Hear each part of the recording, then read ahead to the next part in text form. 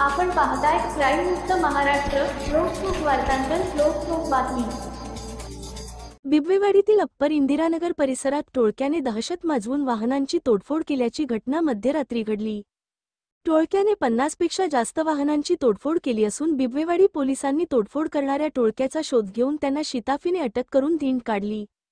याबाबत सविस्तर वृत्त असे की अप्पर इंदिरानगर परिसरातील दुर्गा माता मंदिर परिसरात मध्यरात्री आलेल्या टोळक्याने रस्त्याच्या कडेला लावलेल्या दुचाकी टेम्पो रिक्षांची दांडक्याने तोडफोड केली. टोळक्याने शिवीगाळ करून दहशत माजविली. वाहन तोडफोडीचा आवाज ऐकल्यानंतर नागरिकांनी आरडाओरडा केला. टोळके तेथून पसार झाले. या घटनेची माहिती मिळताच बिबवेवाडी पोलिसांनी घटनास्थळी धाव घेतली. याप्रकरणी टोळक्याविरुद्ध बिबवेवाडी पोलीस ठाण्यात गुन्हा दाखल करण्यात आला असून पसार झालेल्या आरोपींचा शोध घेऊन बिबवेवाडी पोलीस स्टेशन अंतर्गत गाडी तोडफोड करणाऱ्या आरोपींची बिबवेवाडी तपास पथकाने धिंड काढली.